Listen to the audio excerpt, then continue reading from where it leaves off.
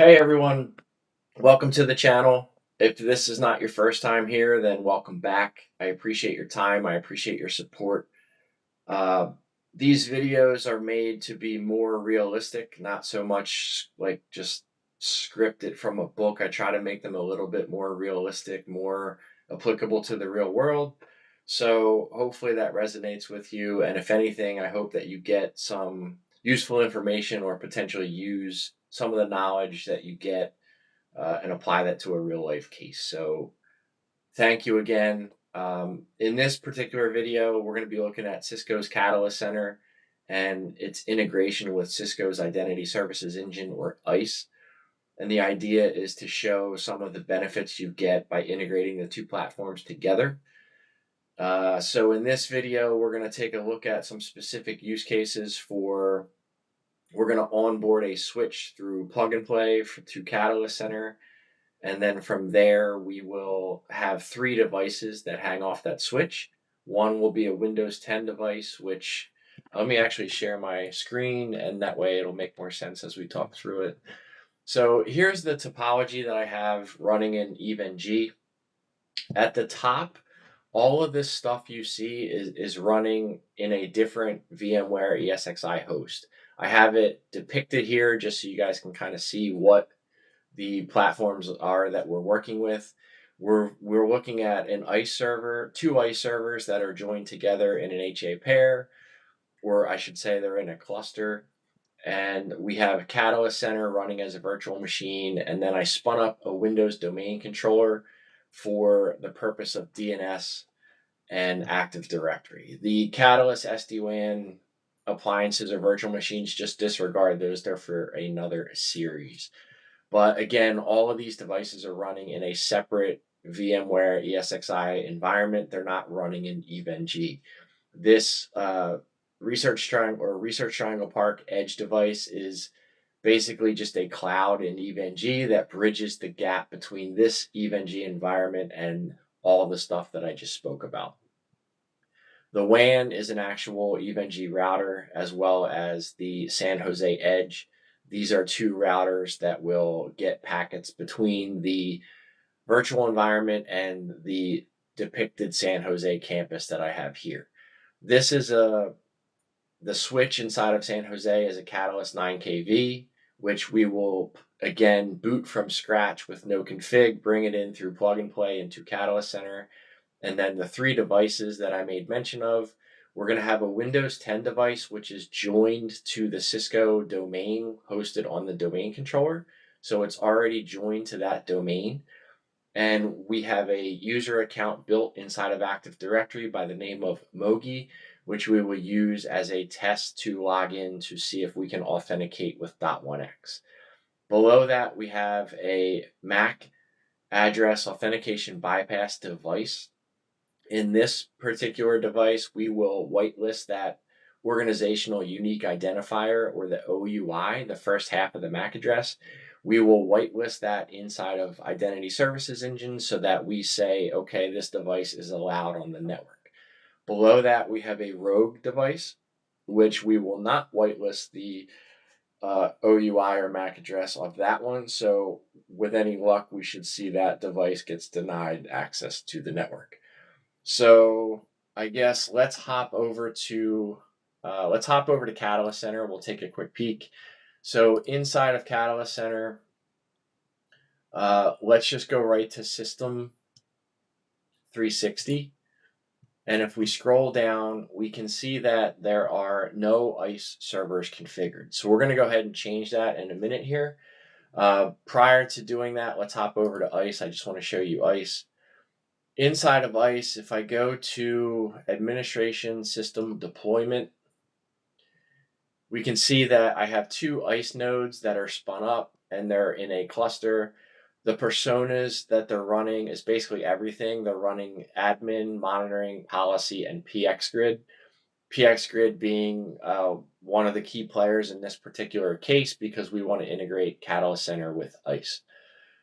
Trying to think what else. If we go to policies, we should see I have a wired authentication policy already pre-configured. So if we expand that, for the authentication, we have a rule that's going to authenticate Dot1x, which will be for that Windows 10 device, and it's going to look into Active Directory to do so.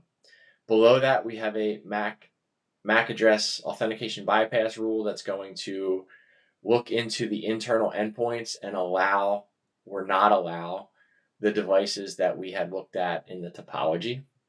If we jump down to the authorization, we can see that for domain users, we're going to look into Active Directory, and anything that resides in Cisco.com domain users, we're going to allow access. And then for the MAB rule, we're going to specifically pinpoint the MAC address of the non-rogue device, and hopefully we'll get a match and that device will be allowed. And since we're not matching the MAC address of the other device, it should get denied.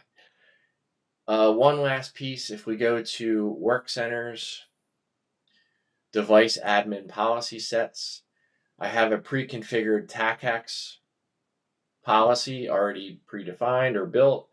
So this will essentially do something similar. It's going to say anything that comes in with TACACs, look to Active Directory and authorize anybody that's in the organizational group or the organizational, the OU for TACACs.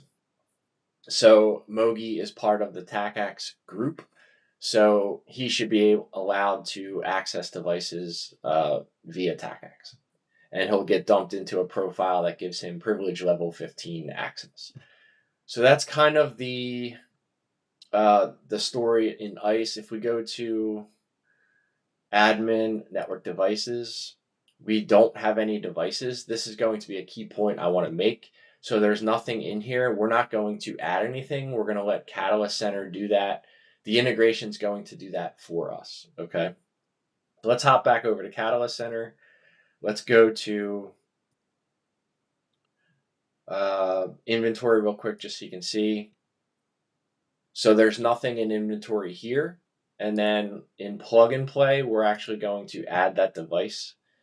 So 28D9, that's the device. Okay, so that is the actual switch. So if I hop over to the switch and under show ver, we can see the system serial number ends in 28D9. So that is the device that's sitting in plug and play waiting to be claimed. So let's go ahead and I already did a write erase, but just so you can see it one more time, we're going to go ahead and just reload this switch from scratch. And while that's rebooting, we'll go ahead and do the integration between Catalyst Center and ISE. So in Catalyst Center, we're going to go back to System 360. And if we scroll down, we're going to say configure the ISE servers.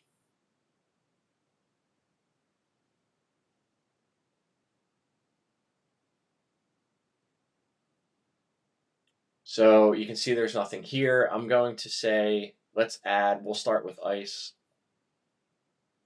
And we're going to fill out all these fields together. So the primary ISE node is that IP address. I'm going to put the shared secret. I'm going to put the admin credentials. And then it does want the fully qualified domain name. In my case, it is that. So I'm going to go ahead and hit save.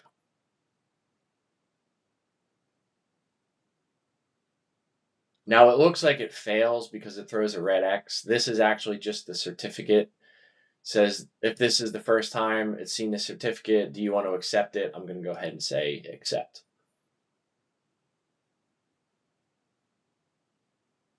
So through the power of PxGrid, it should initiate, establish a trust, discover the node, and it should ultimately connect. Okay, so it looks like it was successful. So we're going to head and close that. Now I'm going to add AAA as well. And I'll put Dot112. And I just realized that I didn't do something. Under advanced, I'm going to make sure that radius and TACACs are both checked.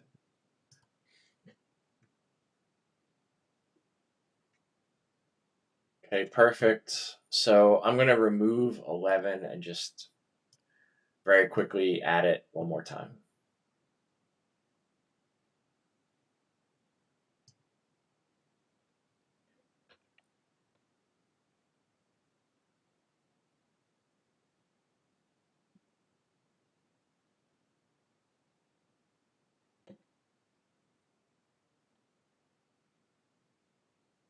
So under advanced, I'm going to make sure that radius and TACACs are both checked. Save, accept.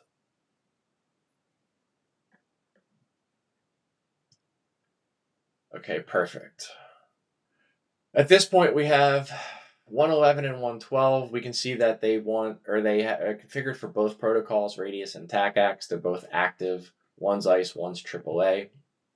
So if we essentially go back to System 360 and scroll down, we now see that we have 4 entries showing up. It's essentially just the cluster for 111 and 112.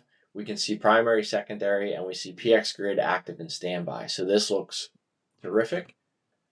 Now, what we have to do, one more piece before we go ahead and onboard that switch.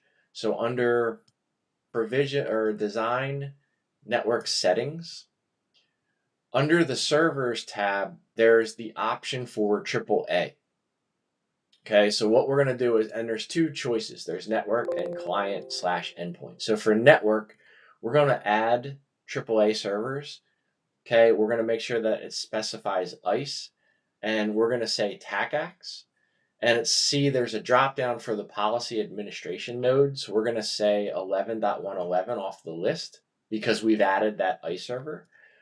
All right, so we're going to specify that 111 is our primary. If we hit the plus sign, we can specify who the secondary is as well. And then we're going to populate that shared secret of Cisco Bang 23. I can hit save, or I can go ahead and just select client endpoint. I'm going to select client endpoint. I'm going to add AAA. In this case, I want radius. I'm going to select my policy administration node. Again, it's 111. Same steps, it's just radius as opposed to TACACs. Cisco Bang 23. So if we just double check, so 1 is TACACs, 1 is radius. So now I'm going to go ahead and hit save.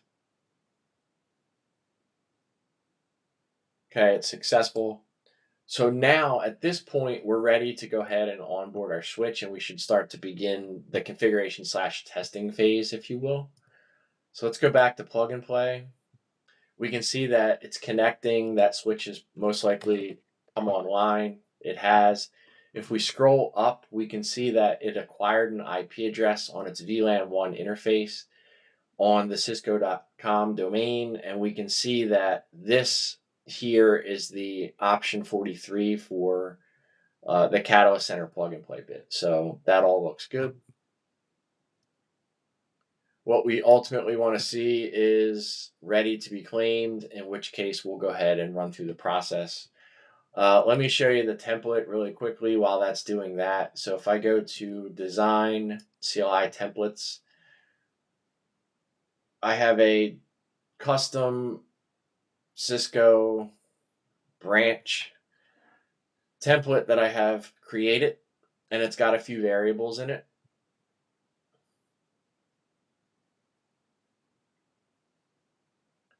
So I'm going to basically, when we onboard the switch, I'm going to give it the host name via a variable. I have both ISE nodes as variables. All right. And then what I'm doing later down the template is I'm referencing those ISE nodes in the respective config. Okay. So this is all the AAA bit. And then I'm going to define the switched virtual interfaces, or the SVIs, as well as the next hop. So if you guys are interested more in this, I'll put a link to a previous video where I go through the onboarding process a bit more. This video is more geared toward the integration of Catalyst Center and ISE. Okay, so the switch is ready, so let's go ahead and claim it. San Jose C9KV01. We're going to assign it to the location San Jose.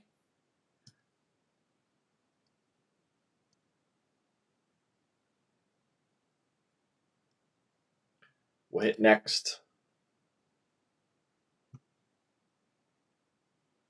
Okay, it automatically realizes that it's going to attach to that template, so we'll hit next. And at this point, we should be able to fill out the variables. So primary ISE, secondary ISE, and then again, I'm not going to get into the details of the SVIs. This is going to vary on how your network is set up.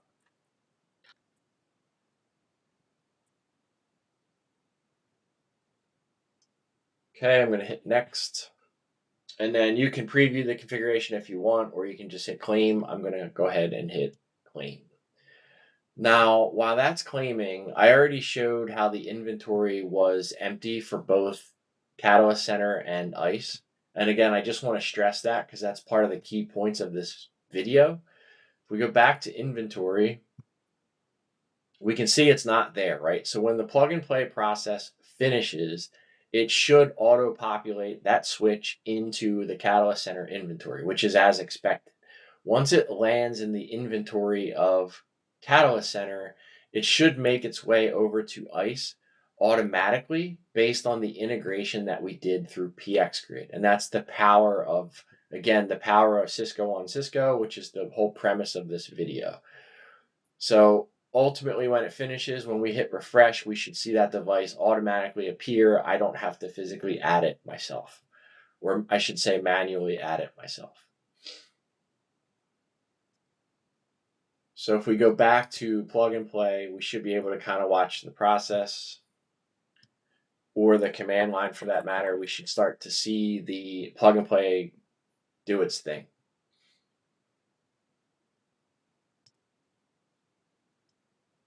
So you can see it's in a state of onboarding right now, okay?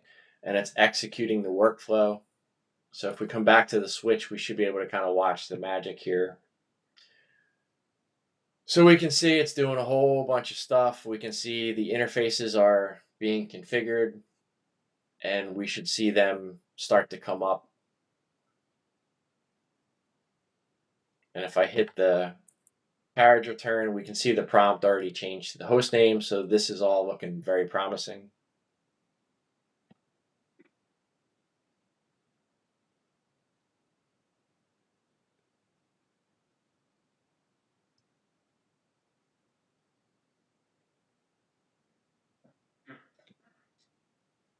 This usually takes a good 2 minutes or so. So we'll just kind of work through it.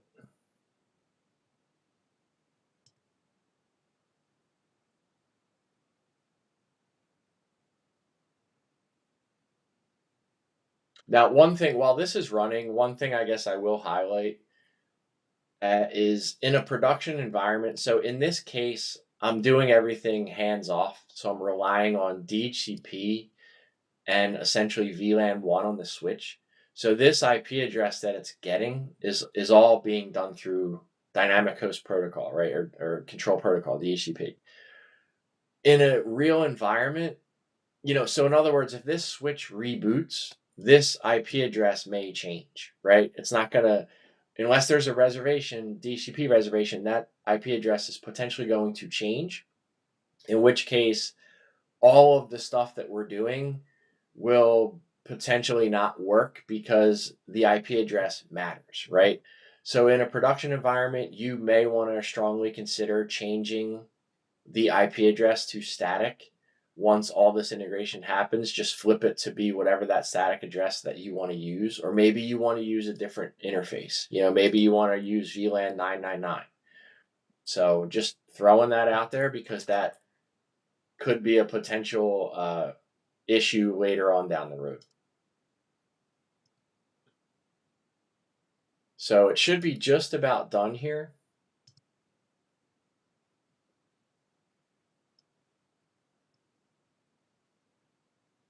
In fact, it might even, well, we'll give it another couple seconds here. All right, so it finished provisioning, and if we highlight, it says it just hasn't been added to inventory yet. So this will make its way over to inventory. I can assure you.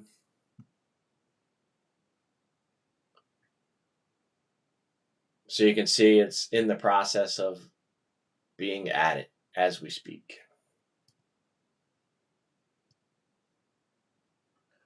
So it's getting there, it's almost there.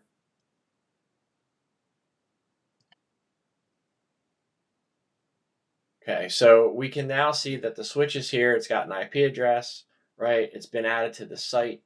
So it's in the Catalyst Center inventory. Now, if we hop over to ISE and I literally just hit refresh, okay, so now that switch automatically got ingested into ISE based on the integration that we had done earlier.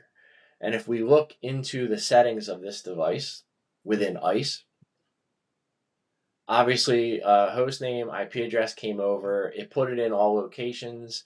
We can see that the radius authentication settings are now automatically there and filled out. We can see the shared key, right? If I continue to scroll down, we can also see that TACACs has been configured as well. We can see the Cisco Bang 23. All right, so this is all good. All the SNMP information, it's all there. So what does this mean? So this means that at this point, if I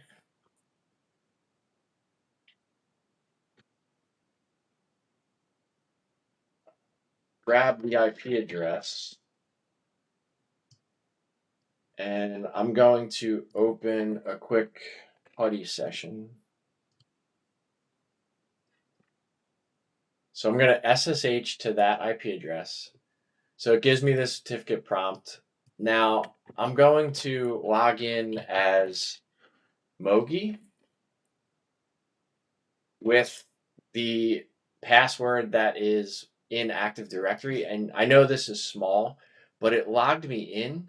And if I go back to the original command line and I type who, I should now see that not only are the net admin sessions there from Catalyst Center, but I can see that Mogi is now logged on as well. Likewise, if I go back to ISE and I go to Operations, TACACs Live Logs, what we should see is a corresponding entry under the TACACs Live Logs that should indicate Mogi has logged in. So if I come down, I can see here, I'm going to click the details, and I can see that the authorization has passed. We can see that username Mogi has now been authorized as well for TACACs Priv 15, right? So essentially, you recall the policy set that I had shown in the beginning of the video. We can see that it has matched that policy and it has authenticated and authorized Mogi as a TACACs user. You can see all the Active Directory. It went to domain users into the specific group that I called out, and it has successfully worked. So that's the TACACs portion. Now let's go back to the Eve topology. I had made mention of that Windows 10 device. Let's bring that up. And let's go ahead and try to log in to the Cisco domain as Mogi.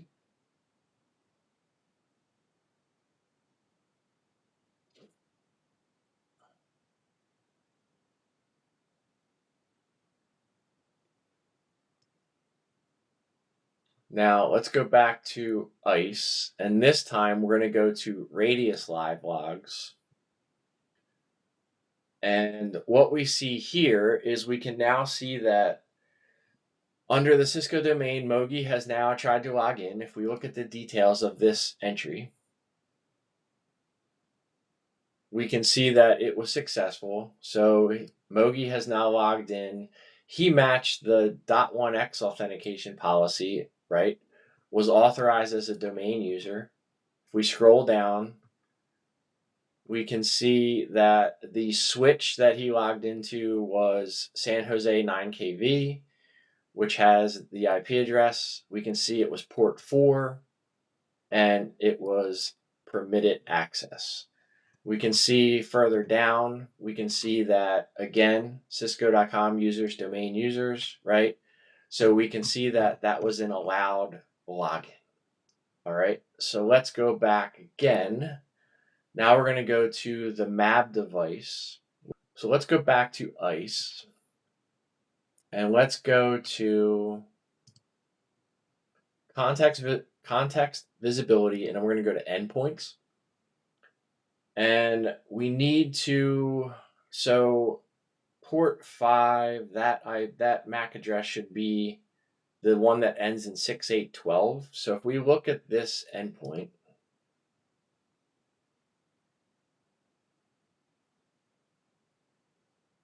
we can see that it matched the wired MAB. It went to the internal endpoints identity store this time to do the lookup. It looks like it passed because he obviously was in the internal endpoint lookup, right? So we can see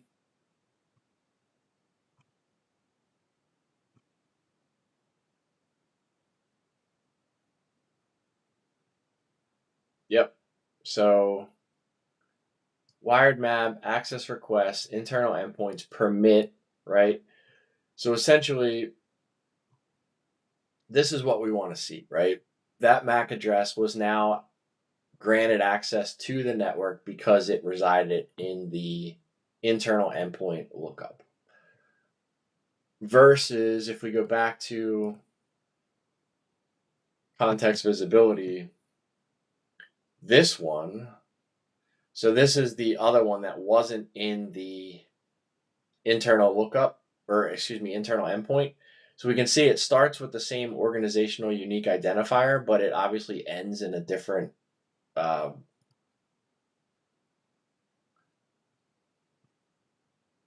so if we see, okay, perfect. So we can see that it tried to do the MAB lookup on that MAC address. However, it came back and it denied it because it wasn't part of the internal endpoint. So it looks like we were successful, right? So let's just recap what we did, right? So we brought up the Catalyst 9KV and San Jose through plug and play, automatically hands off, generated its config, pushed a config, which in turn configured the ports, in this case 4, 5, and 6, to be configured for Dot1x and MAB. The Windows 10 box was automatically, or I should say the Windows 10 box was allowed to log into the domain. It was authenticated as a domain user based on all the configuration, and it was able to get network access. The MAB device below it was part of the internal endpoint store inside of ISE. Its OUI, or I should say its MAC address in our case, was hard-coded to be allowed on the network. And then the device that I have labeled as a rogue device was not part of the internal endpoint store, which was denied access to the network. So kind of a use case scenario where you can apply to, potentially a production environment, or, tweak it however you see fit. But more the power of Catalyst Center and ISE integrating together, and you can start to streamline your deployments and be less hands-on and more hands-off to be able to kind of onboard these things, manage things, and get more efficient. So again, hopefully this resonated with you guys. Hopefully it was worthwhile. And like I said, I appreciate your time and your support, and I look forward to seeing you on future videos. Take care.